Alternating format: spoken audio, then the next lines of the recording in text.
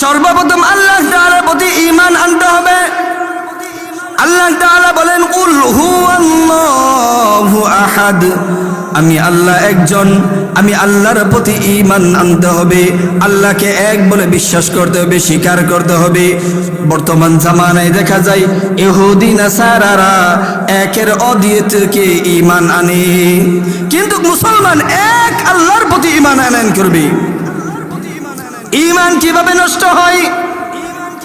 বিসমিল্লাহর বা থেকে শুরু করে সূরাতুন নাসের মিনাল জিন্নাতি ওয়ান নাসের সিন পর্যন্ত আল্লাহ রাব্বুল আলামিন যত বিধান দিয়েছেন, প্রত্যেকটা বিধানের উপর পরিপূর্ণ মানার নাম হলো ঈমান। আর এই প্রত্যেকটা বিষয় থেকে একটা সূরা নয়, একটা আয়াত নয়, একটা শব্দকে যদি কোনো ব্যক্তি অস্বীকার করে ডাইরেক্ট তার ঈমান হারিয়ে যাবে।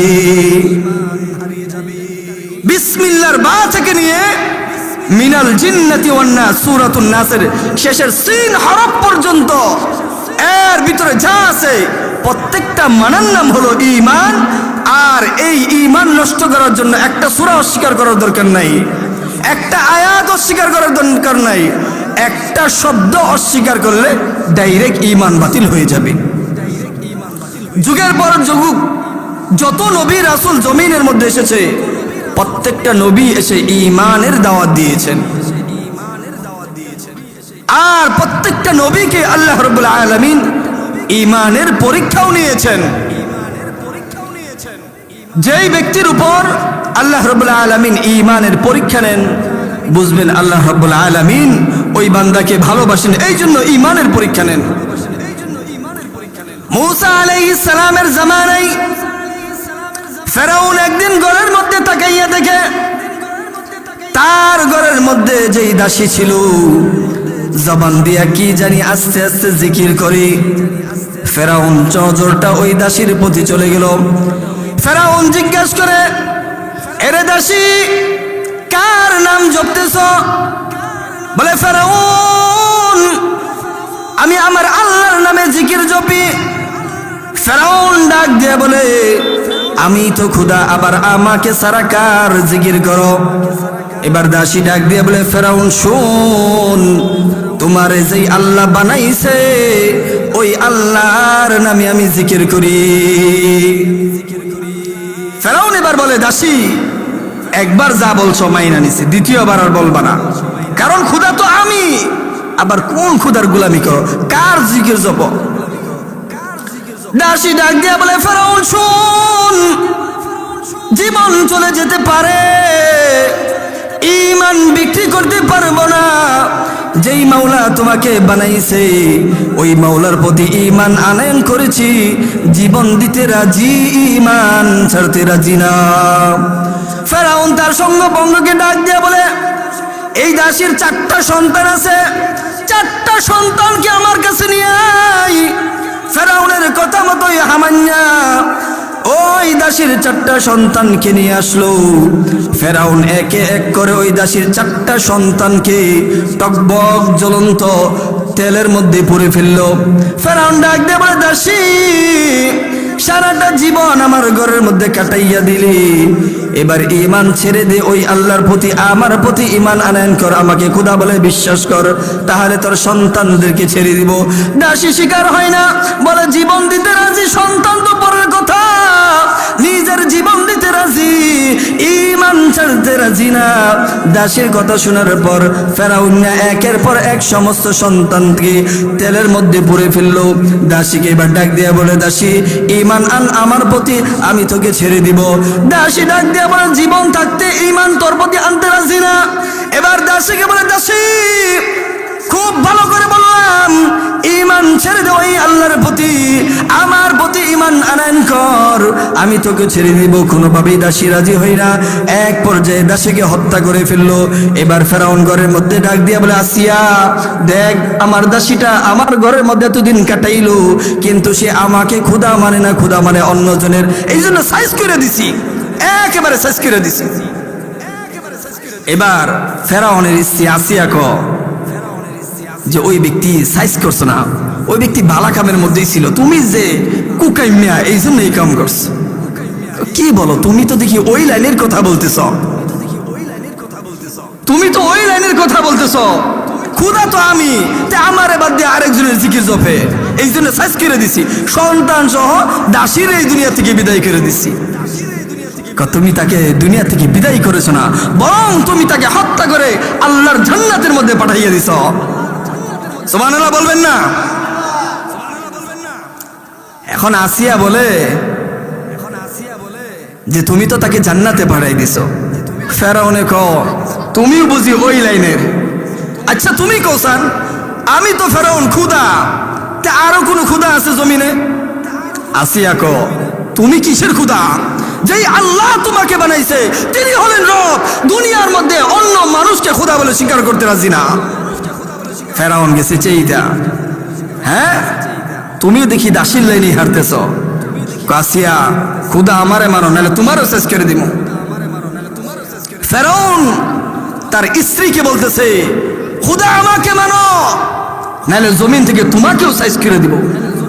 এবার আসিয়া ডাক দিয়ে বলে ফেরাউন ভালো করে শুনে রাখো, যেই আল্লাহ তোমার আমারে বানাইছে ওই আল্লাহকে বাদ দিয়া তোমাকে খুদা মানতে রাজি না।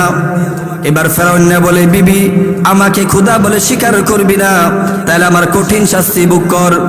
এই কথা বলার পর ফেরাউন তার বন্ধুকে হামান্নাকে ডাক দিয়ে বলে বন্ধু আমার বিবি আমাকে খুদা বলে স্বীকার করে না, আমার বিবিকে দুনিয়া থেকে বিদায় করে দিব। এবার ফেরাউন কি করছে, আসিয়ারে উলঙ্গ কইরা উত্তপ্ত বালির উপরে পেরাগ মেরে দিছে। আসিয়া গরম বালির মধ্যে শুইয়া শুইয়া আল্লাহর নামের জিকির করে আর মুস্কি মুস্কি হাসি। এবার ফেরাউন ডাক দিয়ে বলে বিবি ঈমান ছাড়, নয়তো দুনিয়া থেকে বিদায় করে দিব। আসিয়া কোনোভাবেই রাজি না। এবার আসিয়াকে ডাক দিয়ে বলে বিবি ঈমান ছাড়বি না শরীর থেকে চামড়া খসব। এই কথা বলার পর ফেরাউন আসিয়ার শরীর থেকে একের পর এক চামড়াগুলো টানতে টানতে জড়জন্ত মানুষের শরীর থেকে চামড়া উঠাইয়া নিতেছে। তারপর ঈমান ছাড়তে রাজি না, একে একে চামড়া উঠাইতে শুরু করলো। হামান্নে ডাক দিয়ে বলে ফেরাউন এভাবে সাইজ হবে না, তোর প্রতি ঈমান আনবে না, তোর বিবিকে জমিন থেকে বিদায় করে দে। এবার আসিয়াকে বলে আসিয়া ঈমান ছাড়, নইলে পাথর মেরে মেরে ফেলবো। আসিয়া কোনোভাবে ঈমান ছাড়তে রাজি না।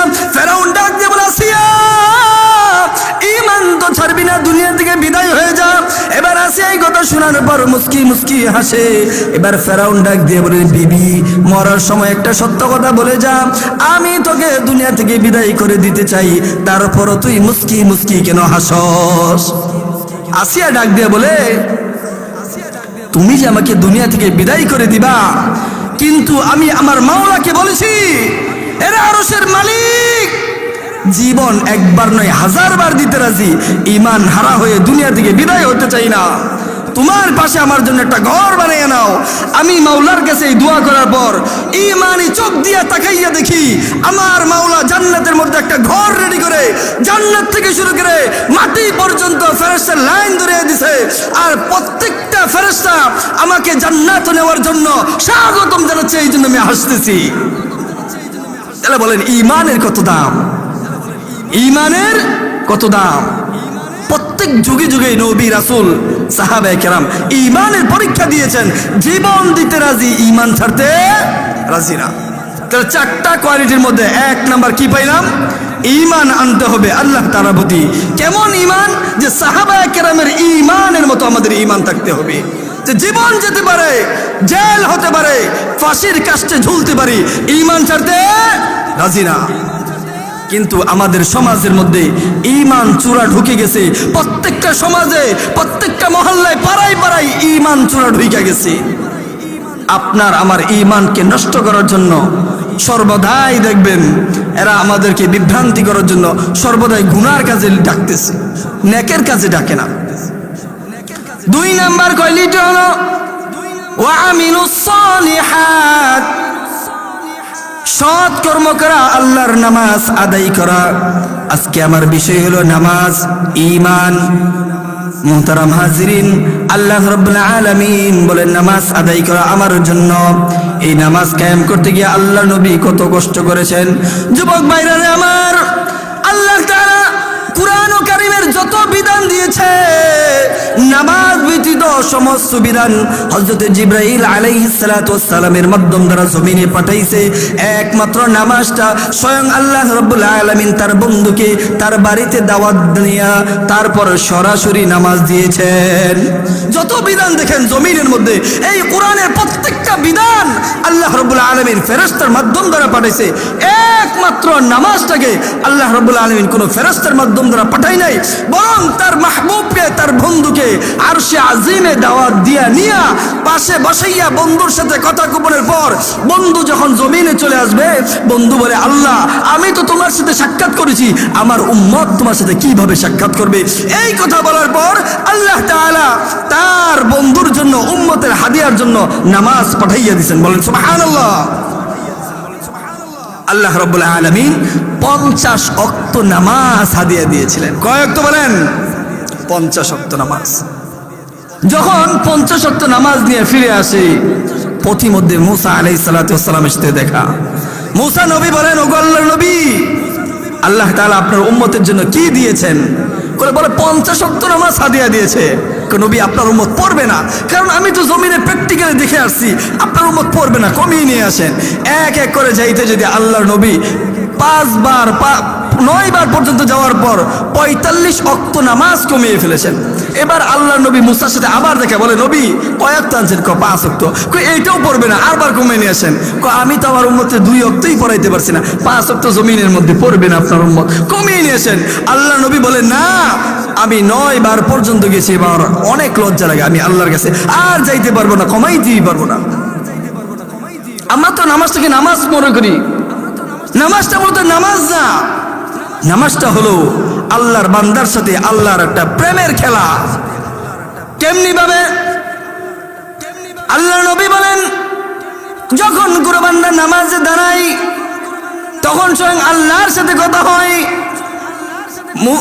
হযরত আলী রাদিয়াল্লাহু তাআলা আনহু বলেন, রাত্রিটা যখন শেষ পর্যায়ে চলে যেত, আমার মনে হইতো রাত্রিটা কখন শেষ হবে, মাওলা আমাকে ডাকে, এরে আলী আয়, আমি আল্লাহর সাথে একটি কথা বল। সারা রাত কাটাইয়া দিলি, আমি আল্লাহর সাথে কথা বললি না, এরে আলী আয়, আমি আল্লাহর সাথে একটু প্রেমের খেলা খেল, একটু আয় নামাজে দাঁড়াইয়া যা। আলী রাদিয়াল্লাহু তাআলা আনহু বলেন, ফজরের পর আবার যখন জোহরের রক্ত চলে আসতো, মনে হইতো আমার আল্লাহ ডাকে নামাজের জন্য না, বলে আলী রে আয়, আমি আল্লাহর সাথে একটু প্রেমের খেলা খেলা, আমি আল্লাহর সাথে একটু কথা বল। কারণ আমার হাবিব যখন 5 ওয়াক্ত নামাজ জমিনে নিয়ে আসে, আমার হাবিব চক্ষু ভরা অশ্রু নিয়ে কান্না করে, আমার উম্মত 5 ওয়াক্ত নামাজ যদি না আদায় করে আমি আল্লাহর সামনে কেমনে দাঁড়াইব? তখন আমি আমার বন্ধুকে সান্ত্বনা দিয়েছিলাম, এরে বন্ধু চিন্তা করবেন না, আপনার উম্মতকে আমি রব ডাইকা ডাইকা নামাজ আদায় করাইব। শুধু নামাজ আদায় করব না, আমি আপনার উম্মতকে ডাইকা ডাইকা প্রেমের খেলা খেলবো। সুবহানাল্লাহ বলবেন না? এটা হচ্ছে প্রেমের খেলা, আশিক মাশুকের খেলা, বান্দার সাথে আল্লাহর প্রেম। এটাই জমিনের মধ্যে সবচেয়ে বড় ভালোবাসা। এটা কেমন একটা দামি ভালোবাসা! আল্লাহর নবী বলেন, আউয়ালু মা ইউহাসাবু বিহিল আবদু ইয়াউমাল কিয়ামাতিস সালাহ।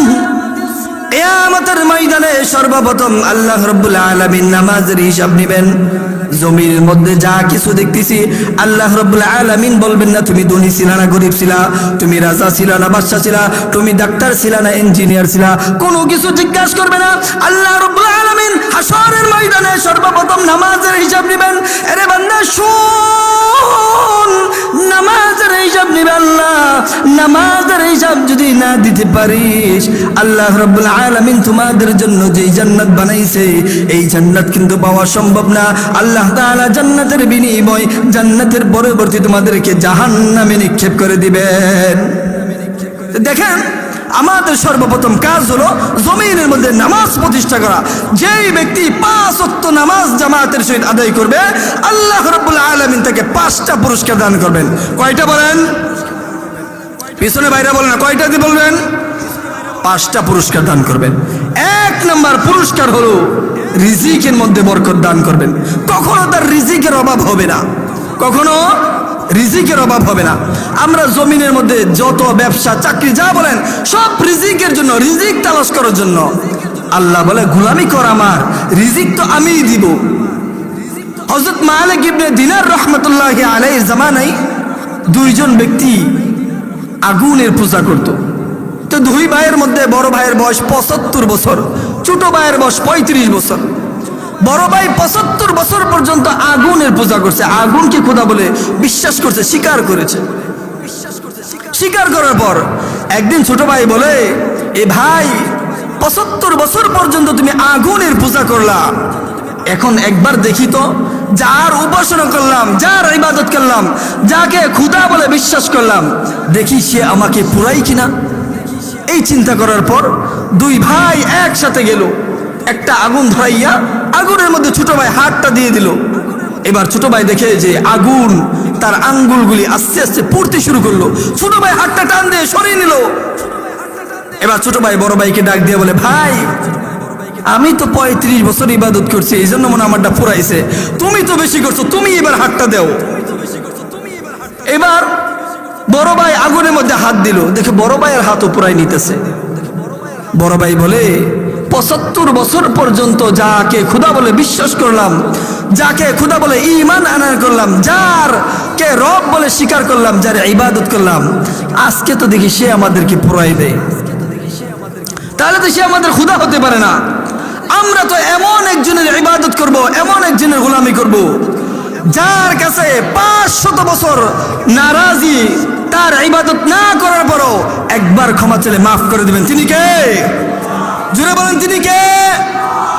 আল্লাহ রাব্বুল আলামিন বলেন, আরে বান্দা শুন, আমার ইবাদত করলি না, 50 বছর 70 বছর হয়ে গেল, এখনো আমি রবের গোলামি করিস না, নামাজ পড়স না, একবার তওবার দরজায় ফিরে আয়। আল্লাহ রাব্বুল আলামিন বলেন, লা তাকনাতু মির রাহমাতিল্লাহ, একবার তওবার দরজায় নাড়া দে, একবার তওবার দরজায় নাড়া দিলে আমি রব তোর 70 বছরের পিছনের সমস্ত গুনাহ মাফ করে দিব। এই কথা চিন্তা করার পর এবার বড় ভাই বলতেছে, যার ইবাদত করলাম তিনি যদি পুরাই দিতেন, তিনি রব হলে কিভাবে? ছোট ভাই বড় ভাই যুক্তি করে, তৎকালীন যুগের সবচেয়ে বড় জামানার বুজুর্গ ছিলেন মালিক ইবনে দিনার রহমতুল্লাহি আলাইহি। দুই ভাই মিলে মালিক ইবনে দিনার রহমতুল্লাহি আলাইহির কাছে গেল কালিমা পড়ার জন্য, ঈমান আনয়ন করার জন্য। তো ছোট ভাই ঈমান আনয়ন করলো। বড় ভাই বলতেছে, আমি তো 75 বছর কাটাই দিলাম আগুনের পূজা করতে করতে, যার গোলামি করলাম, এখন যদি তার গোলামি ছেড়ে দেই মানুষ আমাকে নিয়ে টিটকারি করবে, আমি তার গোলামি ছাড়তে রাজি না, তো তুমিই পড়ো কালিমা, আমি পড়তে রাজি না। বড় ভাই এই কথা বলে মালিক ইবনে দিনার রাহমাতুল্লাহি আলাইহির দরস থেকে বের হয়ে গেল। ছোট ভাই তার সন্তান স্ত্রী সহ কালিমা পড়ে মুসলমান হয়ে গেল। মালিক ইবনে দিনার রাহমাতুল্লাহি আলাইহি ছোট ভাইকে কালিমার সুদা পান করিয়ে দিলেন। ছোট ভাই তার সন্তান বিবি সহ একটা নির্জন এলাকায় চলে যায়। এবার বিবি ডাক দিয়ে বলে, স্বামী কালেমা পড়ে এমন একজন রবের প্রতি ঈমান আনলাম, এবার যাও তুমি আমাদের জন্য হালাল রিজিকের ব্যবস্থা করো। হালাল রিজিক কেন বললেন? হারাম রিজিক খাইয়া 1000 বার সিজদা দিলে একটা সিজদাও কবুল হবে না, বলে আমাদের জন্য হালাল রিজিক কামাই করো। স্বামী এই কথা শোনার পর ঘর থেকে বাহির হয়ে বাজারে গেল কাজ খোঁজার জন্য। সারাদিন কাজ খুঁজলো, যখন দুপুর 1টা বেজে গেল কাজ পেল না। এবার যুবক চিন্তা করলো, কাজ পেলাম না, বাকি সময়টা মাওলার ইবাদতে কাটিয়ে দেই। নির্জন একটা জায়গায় গিয়া সন্ধ্যা পর্যন্ত আল্লাহর ইবাদত করলো, নামাজ আদায় করলো। সন্ধ্যা যখন গড়িয়ে আসলো, যুবক এবার বাড়ির দিকে রওনা করলো। বাড়িতে যাওয়ার পর বিবি ডাক দিয়ে বলে, স্বামী সারাদিন আমার সন্তান অনাহার, আমিও অনাহার, আমাদের জন্য কি রিজিক নিয়ে আসলাম? এবার স্বামী জবাব দিলে, বিবি এমন একজন মালিকের কাজ করতেছি, মালিক বলছে আজকে দিব না, আগামীকালকে তোমার বেতন দিয়ে দিব। আবার পরের দিন যুবক কাজ খুঁজলো, সারাদিন কাজ পেল না, সারাদিন আল্লাহর ইবাদতের মধ্যে কাটাইয়া দিল। সন্ধ্যায় যখন বাড়ি ফিরে আসে, বিবি ডাক দিয়া জিজ্ঞেস করে, স্বামী কি আনছো আমাদের জন্য রিজিক? এবার বিবিকে বলে, বিবি কোনো রিজিক পাই নাই, সারাদিন যার গোলামি করেছি তিনি বলছেন আগামীকালকে দিয়ে দিবেন। এইভাবে একে একে করে 6 দিন পর্যন্ত চলে যায়। বিবি 6 দিন পর্যন্ত তার চুলায় আগুন জ্বলে না, তারপরও ঈমান ছাড়ে না আল্লাহর প্রতি। কেমন ঈমান ছিল সাহাবায়ে ঈমান, কেমন ঈমান ছিল তাবেঈনদের ঈমান, একটু লক্ষ্য করে দেখেন। 7 দিন পর্যন্ত চুলার মধ্যে আগুন জ্বলে নাই, তারপরেও আল্লাহর ইবাদত ছাড়ে নাই, আল্লাহর প্রতি বিশ্বাস হারায় নাই। আর আমাদের জামানায় একদিন যদি চুলা বন্ধ থাকে, পরের দিন মহিলারা ওই ঘরে আর খুঁজে পাওয়া যায় না।